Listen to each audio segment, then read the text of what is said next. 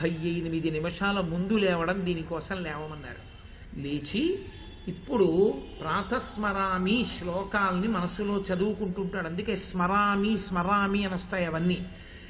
ప్రాతస్మరామి అని శ్రీశైల మల్లికార్జున సుప్రభాతంలో కూడా ఆ గణపతిని ఒక్కసారి స్మరించమంటారు. ఈ లోకంలో మనసు చాలా సంతోషాన్ని పొందేటట్టు చెయ్యగలిగినది, లక్ష్మీ కటాక్షాన్ని కల్పించగలిగినటువంటివి 5 వస్తువులు ఉన్నాయి. లక్ష్మీ స్థానములు. లక్ష్మీ స్థానములలో ఒకటి ఏనుగు యొక్క కుంభస్థలం, 2వది పద్మం, 3 సువాసిని యొక్క పాపట, 4వది తామర పువ్వు, 5వది ఆవు యొక్క వెనక భాగం. ఈ 5 లక్ష్మీ స్థానాలు.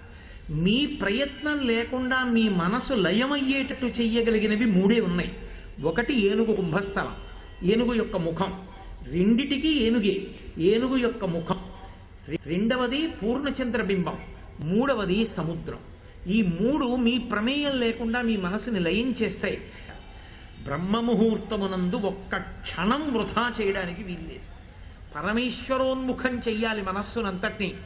చేసి ఇప్పుడు కాలకృత్యాదులను పూర్తి చేసి స్నానానికి వెడతాడు. స్నానం అనేటటువంటిది వేదమునందు అత్యంత పవిత్రమైనటువంటి కర్మ.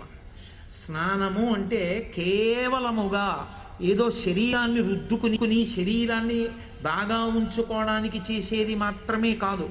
స్నానము 6 రకములైనటువంటి ప్రయోజనముల కొరకు 6 విధములుగా చేస్తారు అని చెప్పింది వేదం. అందులో మొట్టమొదటి స్నానానికి మలాపకర్షణ స్నానము అని పిలుస్తారు. 2వ స్నానాన్ని క్రియాంగ స్నానము అని పిలుస్తారు. 3వ స్నానాన్ని క్రియాస్నానము అని పిలుస్తారు. 4వ స్నానాన్ని కామ్య స్నానము, 5 తీర్థ స్నానము, 6 నైమిత్తిక స్నానము అని స్నానము 6 రకాలుగా చేస్తారు. 6 రకాలుగా అంటే నా ఉద్దేశ్యం 6 సార్లు చెయ్యమని కాదు. స్నానము 6 విధములై ఉంటుంది. స్నానము అన్న మాటకి యథార్థమైన అర్థం నిలబడి నీళ్లు పోసుకొనుట కాదు. మనం వేరు పాత్రలోని నీరు తీసి పోసుకోకూడదు. మజ్జనం. మజ్జనం అంటే శరీరము మునక వేయాలి. అంటే దాని అర్థం ఏమిటి? నదీ తీరమునందు నువ్వు ఉండి నదిలో స్నానం చెయ్యి అని అర్థం. అథవా చెరువులోనో ఏట్లోనో స్నానం చెయ్యమని. మరి అలా లేకపోతే ఏం చెయ్యాలండి అంటే గౌణ స్నానం తప్పదప్పుడు చెంబుతో నీళ్లు తీసి నీ మీద నువ్వు పోసుకోవాలి. కానీ స్నానము మొట్టమొదటి స్నానం దేనికి చేస్తారు అంటే మలాపకర్షణము కొరకు. మలాపకర్షణ స్నానము అన్న మాటకు అర్థం ఏమిటో తెలుసా? శరీరము నుండి నిరంతరము మలము ఊరుతూ ఉంటుంది. అది నిరంతర స్రావము. కళ్ళలో ఉన్నటువంటి ధూళికణములన్నీ పక్కకి చిన్న పుసి కింద వస్తుంటాయి. చెమట రోమకూపాల్లోంచి బయటికి వస్తూ ఉంటుంది.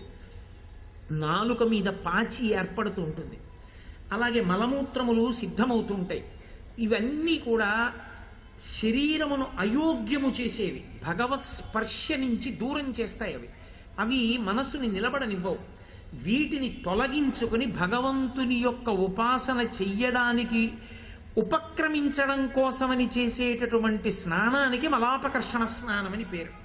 అందుకే మనం చేసే స్నానమంతా ప్రతిరోజు మలాపకర్షణ స్నానం అంటారు. మలాపకర్షణ స్నానం కేవలం శరీర శుద్ధి కొరకు కాదు. దాని ప్రధాన ప్రయోజనం భగవంతుడి దగ్గర మనసు కదలకుండా కూర్చోవడం. అలా కూర్చోడానికి వీలుగా దేశకాల సంకీర్తనం చెయ్యని స్నానం చెయ్యకూడదు. దేశకాల సంకీర్తనం అంటే మళ్ళీ ఒకసారి చెప్పాలి. ఏదో నేను ఫలానా చోట నెల్లూరు మహాక్షేత్రే వసతి గృహే సమస్త దేవత బ్రాహ్మణ హరిర సన్నిధౌ అస్మిన్ వర్తమానేన శ్రీ ఖరనామ సంవత్సరే మార్గశీర్షమాసే కృష్ణపక్షే అని తిథి చెప్పి నేను స్నానం చేస్తున్నాను అని సంకల్పం చేసుకుని గంగే చయుమనే చైవ గోదావరి సరస్వతి నర్మదే సింధు కావేరి యోజిలేస్మిన్ సన్నిధిం కురు ఆయాంతు స్నానం ద్రవ్యాన్ని సంప్రోక్యాన్ని ముందు 3 మాటలు చల్లుకుని వేడి నీళ్ళైతే కాళ్లతో, చన్నీళ్ళైతే తలతో మొదలుపెట్టమని. కొంచెం శరీరం అనారోగ్యంగా ఉంటే ఉష్ణజల స్నానాన్ని వేదం అంగీకరించింది. కొన్ని నదుల పేర్లు తలుచుకుంటే చాలు ఆ నదిలోనే స్నానం చేసేసినట్టు. అందుకే గంగతో ప్రారంభం చేస్తారు. ప్రతిరోజు వాడు గంగా స్నానం చేసేసినట్టే. అదే వేదం యొక్క గొప్పతనం. నువ్వు అవకాశం లేక ఎక్కడో ఉండిపోతే నువ్వు చెయ్యలేని దానిని నీ మనసు చేత నువ్వు చేసుకునేటట్టు నిన్ను అనుగ్రహిస్తుంది. అందుకని గంగాది నదులను స్మరించి స్నానం చెయ్యాలి. ఒకవేళ గంగాది నదులను స్మరించడం మాకు చేత కాదండి, ఎలాగా అంటే ఒక్కటే నామం చెప్పుకోమన్నారు. నీకేమీ చేత కాకపోతే గోవింద గోవింద గోవింద 3 మాటలు గోవింద గోవింద గోవింద అంటే చాలు. నువ్వు అన్ని సంకల్పములు చేసేసుకున్నట్టయితే, పురుషుడు ప్రతిరోజు శిరోస్నానం చేయాలి, స్త్రీ నైమిత్తిక తిథుల్లో చేస్తే చాలు. ఉత్తి రోజుల్లో నీళ్లు చల్లుకుంటే ఆమె ప్రతిరోజు తలస్నానం చేసినట్టే వేదం అంగీకరించి. కాబట్టి ఇప్పుడు అలా చేసే స్నానాన్ని మలాపకర్షణ స్నానము అని పిలుస్తారు. 2వ స్నానం క్రియాంగ స్నానము అని పిలుస్తారు. క్రియాంగ స్నానము అంటే నేను స్నానం చేసేసాను, బయటికి వచ్చేసాను, పంచె కట్టుకున్నాను. ఈలోగా మా ఆవిడ వచ్చి, ఏమండి మీకు జ్ఞాపకం ఉందా, ఇవాళ ఫలానా ముఖ్యమైన పనుంది, ఏం చేయమంటారు అని అడిగింది. నేనేదో చెప్పాను. అలా చేస్తే గతంలో ఇబ్బంది వచ్చింది కదా, ఇంకోలా చేస్తే ఎలా ఉంటుంది అని. దిక్కుమాలిన మనుష్యులు ఇంతే, మనం మంచిగా చెప్పిన వాళ్ళు వినరు. నాకు కొంచెం కోపం వచ్చింది, రజోగుణ సంపర్కంతో మాట్లాడాను. సరే, వాళ్ళ ప్రారంధం, మనం ఏం చేస్తాం, వాడికి మనం చెప్తే అక్కర్లేదు, వాడికి ఇష్టం వచ్చింది చెయ్యాలి, అలా కానీ అన్నాను. ఇప్పుడు నాకు చికాకుకి మనసు కదిలిపోయిందా మళ్ళీ. ఇప్పుడు నేను జపం చేద్దామని కూర్చున్నాను అనుకోండి, వాడి దగ్గరికే పెడుతుంది, వాడు చెప్పిన మాట వింటావు, వాడి గురించి ఆలోచిస్తూ ఉంటుంది, ఇక్కడ మాల తిరుగుతూ ఉంటుంది. అందుకుని క్రియాంగ స్నానం చేయమన్నారు. అందుకే జపం చేసేటప్పుడు, మీరు గాయత్రి జపం చేసేటప్పుడు చేస్తారు, ఆపోహిష్టామయో భవస్థానబుద్ధే దదాతనామహేరణాయ చక్షసే యోవశివతమో రసస్తస్య భాదైతే హనః అంటూ నీళ్లు చల్లుకుంటారు. 2 పర్యాయాలు చేస్తారు. అందుకే క్రియాంగ స్నానం అంటే జపం చేసేటప్పుడు కదిలిపోయిన మనసుని మళ్ళీ వెనక్కి తీసుకొచ్చి నిలబెట్టేటటువంటి ప్రక్రియ. మళ్ళీ మంత్రజపానికి వీలుగా అంగముగా చేసేటటువంటి స్నానమునకు క్రియాంగ స్నానం అని పేరు. ఒక్కొక్కసారి పెద్ద ప్రయోజనమే సిద్ధిస్తుంది స్నానం చేస్తే.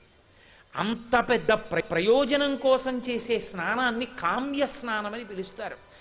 రామాయణంలో వర్ణిస్తారు, గంగావతరణం దిగింది, ఓహో ఆకాశంలోంచి పెద్ద ప్రవాహంతో గంగమ్మ వచ్చి పరమశివుడి తల మీద పడింది. గంగమ్మ యొక్క శక్తి గంగమ్మగా కాదు, గంగమ్మకి శక్తి ఎందుకు వచ్చిందంటే శివుడికి తగిలింది కాబట్టి. నీ చెప్పట్లేదు ఈ మాట, రామాయణంలో వాల్మీకి మహర్షి చెప్పారు. భవాంగ పతితంతో యం పవిత్రమితి పస్పృశు అన్నారు. పరమశివుడి శరీరానికి తగిలి కింద పడుతోంది కాబట్టి గంగకంత శక్తి వచ్చింది, పాపములను తీయగలిగింది. కాబట్టి ఇప్పుడు ఆ గంగని ఇలా తల్లుకున్నాడు, గంగనొక్క చుక్క తాగాడు, గంగలో మునక వేశాడు, పాపాలు పోయి. గంగా స్నానం ఒకప్పుడు గంగావతరణం జరిగినప్పుడు పరమశివుడికి తగిలి పడుతుంటే మహాపాపాలు చేసిన వాళ్ళందరూ చల్లుకుని స్వర్గలోకానికి పోయారు. అంటే కామ్య స్నానం చేశారు అని, కోరిక కోసం తీర్థమునందు స్నానం చేస్తారు.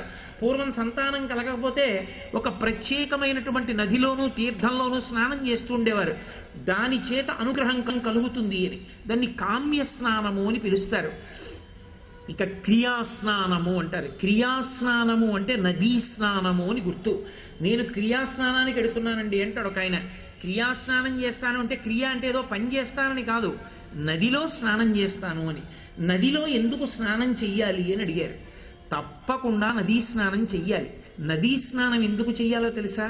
సంస్కృత భాషకున్న గొప్పతనం అదే.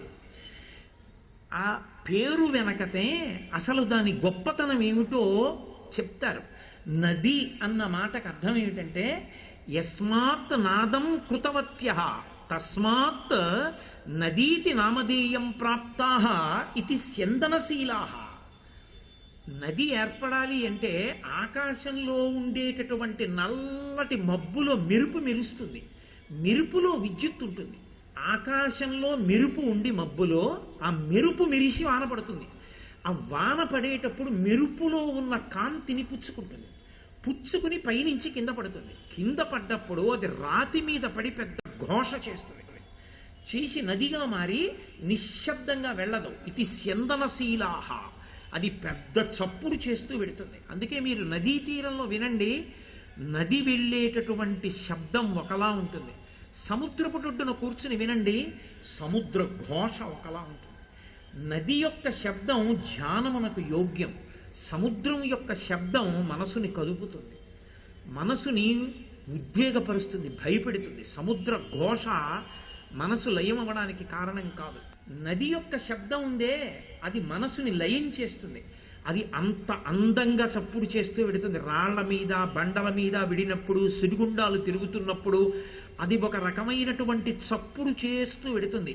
మీరు ఎక్కడైనా ప్రశాంతమైన రేవులోకి వెళ్ళి ఏకాంతంగా ఉన్నప్పుడు, జనం లేనప్పుడు కూర్చుంటే ఆ నది యొక్క కదలికల చప్పుడు వినపడుతుంది మీకు.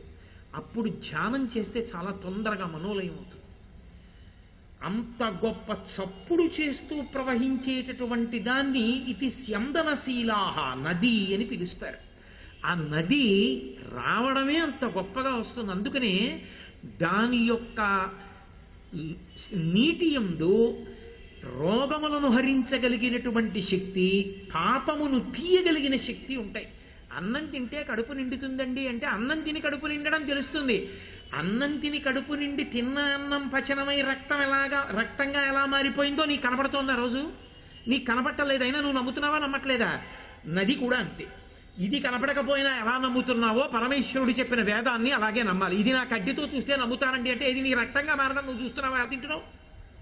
ఇది ఎంతో అది అంతే. నదీ స్నానము చేత పాప పరిహారం అవుతుంది. అందుకే పురుషుడు ప్రవాహానికి అభిముఖం చెయ్యాలి, స్త్రీ వాలు చెయ్యాలి. శ్రావణ మాసం స్నానం చేయకూడదు. ఎందుచేత అంటే పురిటి సమయం. ప్రతిదానికి పురిటి కాలం ఉంటుంది. చింతకాయకి కూడా పురిటి కాలం ఉంటుంది. పురిటి కాలమునందు తినడాన్ని శాస్త్రం అంగీకరించదు. పురుడు తీరిపోవాలి అంటారు. అందుకే జున్ను పాలు తాగరు. జున్ను పాలు తెలియకుండా తాగేస్తే మళ్ళీ ఉపనయనం చేసుకోవాలి. శ్రీరామాయణం చదవండి కావాలంటే. అందుకే జున్ను అందరూ తినరు. జున్ను ముట్టుకోనండి అంటారు. ఉపనయనం అయిపోయిన తర్వాత ఎలా తీశారో తెలియదు. అందుకే జున్ను ముట్టుకోరు పెద్దలు. కాబట్టి ఆ నదీ స్నానం అంత గొప్పది. శ్రావణ మాసంలో అది పుట్టల మించి కూడా వచ్చేస్తుంది. నీకు ఇక్కడ వానలేదు, ఎక్కడ వానబడిందో శ్రావణ మాసం అది పైన పుట్టల మించి ఎక్కువస్తుంది. పుట్టలో ఉన్న పావులు నీటిలో కొట్టుకొస్తూ ఉగ్రతతో ఉంటాయి. నువ్వు చీకట్లో తెల్లవారకట్ట స్నానం చేస్తే కాటేస్తుంది అది. అందుకని శ్రావణ మాసంలో నదీ స్నానం నిషేధింపబడింది, చెయ్యవద్దు అంది వేదం. మళ్ళీ భాద్రపద మాసంలో స్నానం చెయ్యొచ్చు. ఆ భాద్రపద మాసంలో మట్టి అవి కలిసిపోయి కొత్త వరదతో నీరు ఎర్రగా ఉండి తాగితే అతిసార వ్యాధులు వస్తాయని ఓషధీతత్వంతో నదిని శుభ్రం చెయ్యడానికి కేవలం ఆకులు అలమడం వేయడం కాదు, ఏ ఏ ఆకులను పట్టుకెళ్లి నీటిలో కలపడం వల్ల నీరంతా పరిశుభ్రమై ఓషధీతత్వాన్ని పొందుతుందో అటువంటి 21 పత్రులను నిర్ణయించి విఘ్నేశ్వరుడికి పూజ చేసి తీసుకెళ్లి నిమజ్జనం చేస్తారు నదిలో. ఈ ఆకులన్నీ కలిసి కొత్త నీటిలో ఉండేటటువంటి సూక్ష్మ క్రిములు మరణిస్తాయి. మారేడు, నేరేడు, మారేడు, నెలవంక, మామిడి, దుర్వార, చెంగల్వ, ఉత్తరేణు వేరు వేరుగా తెచ్చి వేట్కతో పూజింత్రు పర్వమున దేవగణపతికి నిపుడు అని మనం చదువుతాం కదా. ఆ పత్రులన్నీ ఓషధీతత్వం ఉన్న పత్రులు. ఓషధీతత్వం ఉన్న పత్రులు కొత్త నీటిలో ఉండేటటువంటి సూక్ష్మక్రిములను చంపగలిగిన వాటిని ఋషి నిర్ణయం చేశాడు. వాటిని ఈశ్వరుడికి ఆరాధనం చేస్తే అర్ఘ్యం సమర్పయామి, పాద్యం సమర్పయామి అన్నప్పుడు నీళ్లు పోసినటువంటి మట్టి మూర్తిలో నుండి ఈ ఆకులు కలిసి ఒకదాని మీద ఒకటి ఒత్తుకుంటే తడిలో అందులోంచి వేడి పుట్టి ఈ పత్రి పట్టుకెళ్ళి నదిలో కలిపేస్తే ఆ నదిలో ఉన్న సూక్ష్మాంగ జీవులన్నీ మరణించి ఆ నీరు పశువులు, పక్షులు, మనము తాగడానికి యోగ్యమవుతుంది. పూర్వం ఈశ్వరారాధనగానే నీటిని శుభ్రం చేసుకున్నాడు తప్ప లౌకిక ప్రయత్నాలు, రసాయనాలు వాడ్డాలు ఈ జాతికి తెలియదు. ఏది చేసినా ఈశ్వర కృపగానే. భాద్రపద మాసంలో స్నానం విఘ్నేశ్వరుడి యొక్క నిమజ్జనం. కాబట్టి నదీ స్నానము దేని కొరకు చేస్తాడు అంటే నదీ స్నానము వలన విశేషమైనటువంటి భగవద్ అనుగ్రహాన్ని సంతరించుకుంటాడు. అందుకని నదీ స్నానం చెయ్యాలి, తేజస్సు పొందుతాడు. అది ఓషధుల మించి ప్రవహిస్తుంది. ఓషధులు రాత్రి వేళ చంద్రకిరణముల చేత ప్రకాశిస్తాయి. చంద్రకిరణముల యందు అమృతత్వం ఉంటుంది. అందుకే సుధాకిరణుడు అని పేరు.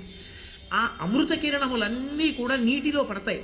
నీటిలో పడితే రాత్రంతా నది అమృత కిరణముల యొక్క శక్తిని పొందుతుంది. పొందిన తరువాత అప్పుడు ఆ శక్తితో కూడుకున్నటువంటి నీటి యందు శరీరాన్ని మజ్జనం చేశాడనుకోండి, ఆ అమృతతత్వం శరీరంలోకి ప్రవహిస్తుంది. ప్రవహించి మనసు భగవదాభిముఖ్యం అవుతుంది. శరీరము రోగగ్రస్తము కాకుండా ఆరోగ్యంతో నిలబడుతుంది. అందుకని 6 రకముల స్నానములలో క్రియాస్నానాన్ని శాస్త్రం విధించింది. నదీ స్నానం చెయ్యవలసిందే. ప్రవహిస్తున్నటువంటి నది యందు స్నానము అంత ఉత్తమోత్తమము. కాబట్టి 6 స్నానములలో మలాపకర్షణ స్నానము, క్రియాంగ స్నానము, కామ్య స్నానము, క్రియాస్నానము, తీర్థస్నానము. తీర్థస్నానము అంటే తీర్థములు అని ఉంటాయి, దాంట్లో స్నానం కోసమే వెడతాం మనం. అందుకే ఈశ్వర దర్శన యాత్ర, క్షేత్రయాత్ర అనరు, తీర్థయాత్ర అంటారు. తీర్థయాత్ర అన్న మాటకు అర్థం ఏంటంటే, పూర్వం తీర్థయాత్రకు ఎడుతున్నాడు అంటే 2 గామంచాలు 2 తువ్వాళ్ళు అంతే. ఎందుకని వాడు వెళ్ళేది తీర్థాల్లో స్నానం చేయడానికి. అక్కడ ఏ తీర్థం ఉన్నదో దాని ఎందు గ్రుక్కులిడతాడు. తీర్థమునందు అంగిరసాది మహర్షులు ఒకానొకప్పుడు గొప్ప యజ్ఞయాగాది క్రతువులు చేసి వాళ్ళు ఈ లోకాన్ని విడిచిపెట్టి వెళ్ళిపోయే ముందు గొప్ప తేజస్సుని తీర్థముల యందు నిక్షేపించి వెళ్ళిపోయారు. ఎవరు అక్కడికి వెళ్ళి స్నానం చేస్తారో వాళ్ళకి విశేషమైనటువంటి తేజస్సు కలుగుతుంది, పాపరిహారం అవుతుంది, యజ్ఞయాగాది క్రతువుల శక్తి కలుగుతుంది. అందుకని తీర్థ స్నానం. గంగానదికి వెళ్ళాడు అనుకోండి, గంగా స్నానం చేస్తారు కాశీలో, కానీ ప్రధానం మణికర్ణికా తీర్థ స్నానం. ఒక్కొక్క చోటికి వెళ్ళినప్పుడు ఒక్కొక్కటి తీర్థం ఉంటుంది, ఆ తీర్థమునందు స్నానం చెయ్యాలి. ఆ స్నానం చేసి మనుష్యుడు తన యొక్క పాపమును పరిహరించుకుంటాడు, భగవంతునికి దగ్గరవడానికి కావలసిన తేజస్సు పొందుతాడు. కాబట్టి దానిని తీర్థ స్నానము. 6వ స్నానం ఉంటుంది, దానిని నైమిత్తిక స్నానం అంటారు. స్నానం ఎప్పుడు పడితే అప్పుడు చెయ్యకూడదు. అర్ధరాత్రి విడిచి నేను స్నానం చేస్తానండి అని చేయకూడదు. స్నానం చేయడానికి వేళా పాళా ఉంటాయి, ఇష్టం వచ్చినట్టు స్నానం చేయకూడదు. కానీ కాలంతో నిమిత్తం లేకుండా ఎప్పుడైనా చేసే స్నానం ఒక్కటే నైమిత్తిక స్నానం అంటారంటే, శవస్పర్శ కలిగిందనుకోండి, ఏ కారణం చేతనో శవాన్ని ముట్టుకున్నాడు, వెంటనే తేజస్సు క్షయమైపోతుంది. దాన్ని నిలబెట్టుకోవడానికి ఏం చేస్తారంటే ఉత్తర క్షణంలో శిరస్నానం చేసేస్తారు. ఎక్కడికో అక్కడికి వెళ్ళి శిరసాదిగా స్నానం చేసేసి ఆ బట్టలు విడిచిపెట్టి యజ్ఞోపవీతాన్ని తీసేసి కొత్త యజ్ఞోపవీతం వేసేసుకుంటారు. కాబట్టి నైమిత్తిక స్నానము, శవస్పర్శ మొదలైనవి కలిగితే చేసేటటువంటి స్నానానికి నైమిత్తిక స్నానం అని పేరు. కాబట్టి 6 రకములుగా స్నానం చేస్తాడు అని శాస్త్రము నిర్ధారిస్తోంది. అసలు ఈ స్నానం చెయ్యడం వల్ల వచ్చేటటువంటి ఉపయోగం ఏమి? స్నానం చెయ్యండి, స్నానం చేయండి, స్నానం చేయండి అంటే కేవలం ఏదో ఒళ్ళు రుద్దుకుని సబ్బెట్టుకుని స్నానం చేయడం కోసం కాదు స్నానం చెప్పింది శాస్త్రం. నువ్వు సశాస్త్రీయంగా భగవద్భక్తితో కనీసం గోవిందా గోవిందా గోవిందా అంటూ స్నానం చేస్తే చాలు, నీకు 10 రకములైన ప్రయోజనములను స్నానము ముట్ట చెప్పగలదు. అంత గొప్ప అనుగ్రహాన్ని ఇవ్వగలిగినది కాబట్టి దానికి స్నానం అని పిలిచారు. గుణాదశం స్నానపరో, 10 గుణములు కలుగుతాయి స్నానం చేసినటువంటి వాడివి. అందులో సాధు రూపో, మొట్టమొదటిది ఏది అంటే ఎప్పుడూ నియతిగా స్నానం చేసేటటువంటి వాడి యొక్క శరీరమునందు తేజస్సు పెరుగుతుంటుంది. అందుకే తేజో సంరక్షణము దేనితో చేసుకుంటారు అంటే స్నానంతోటే. శివమహాపురాణంలో ఒకానొకప్పుడు శుక్రాచార్యుల వారి మీద కోపం వచ్చింది శివుడికి. కోపం వచ్చి ఆయన్ని తీసి నోట్లో పడేసుకుని మింగేశాడు. మింగేస్తే ఆయన కడుపులో కూర్చున్నాడు. శుక్రాచార్యుల వారు కూర్చుని పరమశివ వైభవాన్నంతటినీ చూసి లోపల కూర్చుని స్తోత్రం చేశాడు. శివమహాపురాణంలో ఉంటుంది, అత్యద్భుతం. అందులో కీర్తించాడు, నదులకు నీటికి ఇంత శక్తి ఎక్కడి నుంచి వచ్చిందో, భవా అని శివుణ్ణి ఎందుకు పిలుస్తారో, శివానుగ్రహంగా నీరు అంత గొప్పది ఎందుకయిందో స్తోత్రం చేశాడు. సంజీవనం సమస్తస్య జగత సలిలాత్మిక భవ ఇత్యుచ్యతే మూర్తిర్భవస్య పరమాత్మన అంటుంది లింగపురాణం. అసలు ఈ లోకమంతా బ్రతుకుతోందంటే నీళ్ల వల్లే. అసలు స్పృహ కోల్పోయిన వాడికి స్పృహ వచ్చేది కూడా మళ్ళీ నీళ్లు తెలితేనే. అంత శక్తి నీటి యందు శివస్వరూపంగా ఉంది అన్నారు. అటువంటి నీటికి సాధు రూపాన్ని ఇచ్చేటటువంటి లక్షణం ఉన్నది. ఎవరు నియమంగా స్నానం చేస్తూ ఉంటాడో అటువంటి వాళ్ళు చూడగానే ఆయన నల్లగా ఉన్నాడా, ఆయన తెల్లగా ఉన్నాడా పక్కన పెట్టేయండి, నియమంగా స్నానం చేసిన వాడిని చూడగానే మీ మనసు ఉద్వేగాన్ని కోల్పోయి శాంతి పొందుతుంది. అది మొదటి లక్షణం ప్రకాశిస్తుంది అవతల వారిలో. మీరు చూడండి, కంచి కామకోటి పీఠాధిపత్యం వహించినటువంటి ప్రాతస్మరణీయులు చంద్రశేఖరేంద్ర సరస్వతి మహాస్వామి వారు ఉండేవారు. ఆయన కడుపు వెనకాతల ఉండేటటువంటి వెన్నుపాముకి తగులుతూ ఉండేది, ఇలా లోపలికి పోయింది. కళ్ళు గుంతల్లా అయిపోయాయి, ఒక కన్ను గాజు కన్నులా ఉండేది. ఒక కళ్ళజోడు పెట్టుకుని ఆయన ఇలా నిలబడితే ఉరప్పంజరంలో ఎముకలు మీరు 1, 2, 3, 4 అని లెక్కెట్టచ్చు. అలా ఎముకలు కనపడుతుండేవి. సన్నగా ఉండేవారు. 90 సంవత్సరాలు దాటిపోయి బట్ట కూడా జారిపోతూ సత్యదండం పట్టుకుని కమండలం పట్టుకుని ఆయన నడిచి వెడుతుంటే పసిపిల్లల దగ్గర నుంచి వృద్ధుల వరకు ఆయన వంక ఇలా చూస్తే ప్రయత్నం లేకుండా ఇలా చేతులు పెట్టేవారు. ఆయన సన్యాసాశ్రమ ధర్మానికి కట్టుబడి 94వ ఏట రిక్షాబండిని ఆసరా తీసుకుని నడిచి వెడుతుంటే అది ధర్మానుష్ఠానం అంటే. బట్ట మార్చుకుంటే ధర్మం కాదు, అనుష్ఠిస్తే ధర్మం. ఆ రిక్షా పట్టుకు నడుస్తుంటే ద్రవిడ దేశంలో బస్సులు ఆప్ చేసి చెప్పులు ఇప్పి వచ్చి జనం రోడ్డుకి 2 పక్కల పడుకుని ఉండేవారు. మధ్యలోంచి ఆయన వెళ్ళేవారు. ఆయన వంక చూస్తే చాలు మనసు సంతోషాన్ని పొందుతుంది. ఒక్కటే కారణం, స్నానం ఎలా చెయ్యాలో అలాగే చేసిన మహాపురుషుడు ఆయనే. దండ విన్యాసం అంటే దండ విన్యాసం. ఆయన స్నానం ఒక్కటే ఆయన ఫోటోలు కొన్ని 100 ఉన్నాయి. అంత గొప్ప స్నానం చేసేవారు. అటువంటి మహానుభావుడు కాబట్టి సాధో రూపంచ, ఎవరు స్నానాన్ని నియమంగా చేస్తాడో వాణ్ణి చూడగానే అవతల వారిలో ఉద్వేగములు ఉపశమిస్తాయి. చూడగానే నమస్కారం చెయ్యాలనిపిస్తుంది, ఒక్కసారి మాట్లాడాలనిపిస్తుంది. ఆయన 4 రోజులు ఉండి వెళ్ళిపోయాడు అనుకోండి, ఆ ఇల్లు శాంతి స్థానం అవుతుంది, ఆ ఇంట శాంతి కలుగుతుంది. కారణం ఏమిటో తెలుసా? ఆయన నియమమైన స్నానం. కాబట్టి సాధో రూపంచ తేజో బలశ్చ శౌచం, అపారమైనటువంటి తేజస్సు ఉద్భవిస్తుంది సక్రమమైన స్నానము వలన. బలం, ప్రతిరోజు నియమంగా చక్కగా స్నానం చేసేటటువంటి వాడి శరీరంలో ఉన్న నాడీమలం బాగా పనిచేస్తుంది, రోగనిరోధక శక్తి పెరుగుతుంది. అసలు ఇలా మంచు పడేటప్పటికే అంతే పడిగం పట్టేస్తుంది. అలా కాదు, బ్రహ్మముహూర్తంలో రోజు వెళ్ళి నదిలో స్నానం చేసి నది ఒడ్డున కూర్చుని సహస్రగాయత్రి చేసి వచ్చే వాళ్ళని చూడండి మీరు. వాళ్ళు ఎంత వయస్సున్నా వెళ్ళిపోయి స్నానం చేసి కూర్చుంటారు. నేను ఇప్పుడే ఎన్నో ఊళ్ళు తిరుగుతుంటాను కాబట్టి చూస్తూ ఉంటాను. నాకు ఆశ్చర్యం వేస్తుంది. వాళ్ళు అంత తెల్లవారుజామున లేచి నూతి దగ్గరికి వెళ్ళి స్నానం చేసేసి నూతి గట్టును కూర్చుని వాడు అర్ఘ్యం ఇచ్చేసి అక్కడే ఏ మారేడు చెట్టు కిందో ఏ గోవు దగ్గర కూర్చుని సంధ్యావందనం చేసేసి లోపలికి వస్తాడు. ఏమంటే చలిగా ఉంది కదా అంటే, చలి ఏమిటి, చలి ఎక్కడా అంటాడు. ఏ ఋతువు ఆయనకు అడ్డు రాదు, చక్కగా ఉంటుంది శరీరం. నేను పేర్లు ఎందుకు చెప్పాలి మీకు తెలుసు కొంతమందికి, ఇందులో కావాలంటే విడిదికి వెళ్ళాక చెప్తా పేర్లు. స్నానము చేత ఆరోగ్యం. కాబట్టి ఆ తేజస్సు, దానితో పాటుగా బలం, శౌచం. శౌచం అన్న మాటకు అర్థం ఏమిటో తెలుసా? అంతఃకరణము పరిశుద్ధముగా ఉండడం. శౌచం అంటే పైకి శరీరం శుభ్రంగా ఉండడం కాదు. శరీరం శుభ్రంగా ఉంటే ఎవడకు కావాలి? మనసు మలినమైపోతే గొరుగుచుందురు జుత్తు కొన్ని 100 సార్లు దాని పాపమేమో కానరాదు, అఖిల పాపములకు నిలయమైన మనసు కొరగడేమి మానవుండు అన్నాడు ఎవడో ఆధునిక కవి. అలా భ్రమన్ సర్వతీర్థేషు స్నాత్వా స్నాత్వా పునః పునః నిర్మలంద మనోయావత్ తావత్ సర్వం నిరర్ధకం అన్నాడు వ్యాసుడు. ఎక్కడ స్నానం చేస్తే ఎవడకు కావాలి? ఎన్ని గుళ్ళకెడితే ఎవడకు కావాలి? మనసు నిర్మలం అవునప్పుడు. మనసు నైర్మల్యమును పొంది ఎలా ప్రతిస్పందించాలో అలా ప్రతిస్పందించే గుణాన్ని పొందితే అది శౌచం. ఆయన నిలబెట్టుకున్నాడు శౌచాన్ని అంటారు. శౌచాన్ని నిలబెట్టుకున్నాడు అన్న మాటకు అర్థం ఏమిటో తెలుసా? ఇక్కడ ఒక బంగారు కంకణం కనబడింది అనుకోండి, అబ్బా అనిపించకపోవడం, అయ్యో పాపం ఎవరిది జారిపోయిందో అని వెంటనే లేచి నిలబడి, అయ్యా ఎవరిదో బంగారు కంకణం పడిపోయింది అని ఆయన వచ్చి తీసుకుంటే పొంగిపోయాడు అనుకోండి, శౌచం. అది శౌచం. అందుకే రామకృష్ణ పరమహంస ఒక మాట చెప్తుండారు, ఒక భార్య భర్త ఇద్దరు రోజు రాత్రి కూడా బలుక్కున్నారా, ఏమి సంసారం లేదు అన్నారు. అని లేదు మన ఇద్దరం తీర్థయాత్రకు వెళ్ళిపోదాం, ఇల్లు విడిచిపెట్టేద్దాం అన్నారు. తాళం తీసేశారు, మీకు అందరికి కావలసినవి తీసేసుకోండి అన్నారు. అన్నీ వదిలిపెట్టేశారు, ఇద్దరు వెళ్ళిపోతున్నారు.